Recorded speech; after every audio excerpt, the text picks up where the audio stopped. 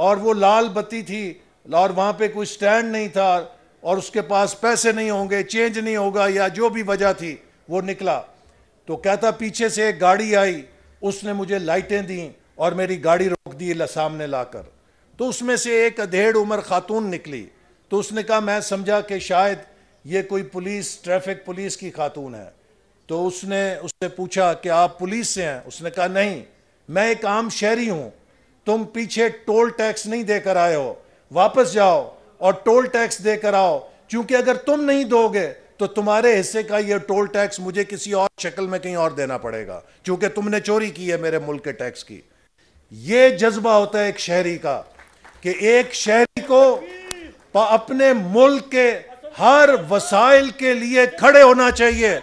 अगर वो मोहल्लों में अगर वो मोहल्लों में देख रहा है कि तामीराती काम हो रहा है, तरक्याती काम हो रहा है, और कोई ठेकेदार अगर उसमें मिलावट कर रहा है, तो चौकीदार बन के उसके खिलाफ हाथ पकड़े। जैसे अपने घर के अंदर वो किसी ठेकेदार को मिलावट नहीं करने देता, वो गलियों, नालियों, मोहल्लों, सड़कों की तामीर में भी उसी तरह चौकीदार बनकर उस करप्शन का हाथ रोके। अगर कोई किसी को टैक्स चोरी करता हुआ देखता है तो उसकी भी निशानदही करे, क्योंकि ये मुल्क हमारा है। हमारा घर वो 5 मरले, 10 मरले, एक कनाल की कोठी नहीं है जिसमें हम रहते हैं।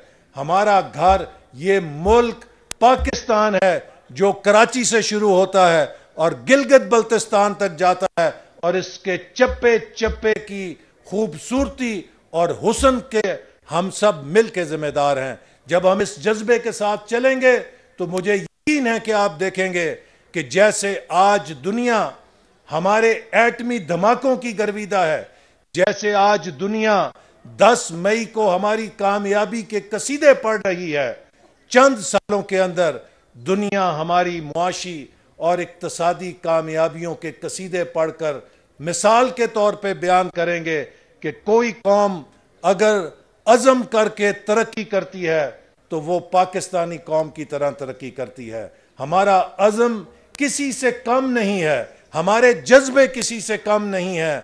आज मुझे एक बैरूनी मुल्क से बंदा आया और उसने ये सवाल किया, उसने कहा कि क्या वजह है कि जब आप लोगों पर आफत आती है तो आपका जो जज्बा होता है, उस जैसा जज्बा मैंने पूरी दुनिया में किसी कौम में नहीं देखा, लेकिन जब आफत खत्म हो जाती है तो आप जैसा ठंड प्रोग्राम भी मैंने दुनिया में कहीं नहीं देखा।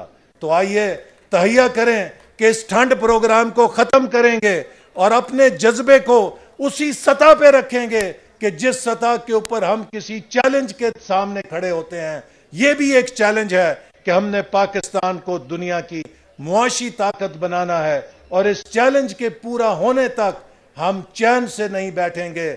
मैं एक बार फिर आखिर में अपनी क़यादत का और जनाब वज़ीर आज़म उस वक्त के नवाज शरीफ साहब का ख़ुसूसी तौर पे पूरी कौम की तरफ से शुक्रिया अदा करता हूँ कि जिन्होंने अपने जुर्रतमंदाना कदम से पाकिस्तानी कौम के सिर पर एक ऐसी छतरी, एटमी छतरी रखी कि जिसने हमारे दिफा को नाकाबिले तस्खीर कर दिया।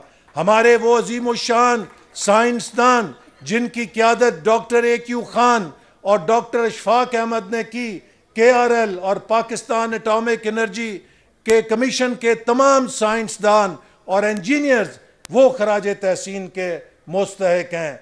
हमारी मुसल्लह अफवाज के जिन्होंने इस एटमी प्रोग्राम को तहफ़्फ़ुज़ फराम किया, वो खराज तहसीन के मुस्तहिक हैं। और इसी तरह हमारी कौम के जिसने पेट पे पत्थर बांधा लेकिन इस प्रोग्राम की आबियारी की, वो भी खराज तहसीन की मुस्तहिक है।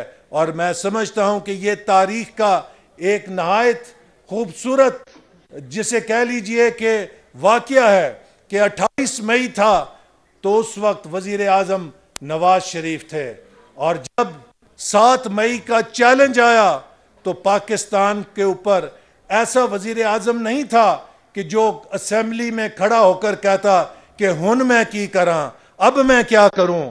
उस वक्त पाकिस्तान का वज़ीर आज़म शहबाज शरीफ था कि जिसने मुसल्लह अफवाज से कहा कि दुश्मन का ऐसा जवाब दो कि उनको करारा मजा आ जाए। और उस वक्त हमारे मुसल्लह अफवाज का सरबराह फील्ड मार्शल आसिम मुनीर था, तो आज हमारी ये क़यादत भी खराज तहसीन की लायक है कि जिसने पूरी कौम का सर फख्र से बुलंद कर दिया।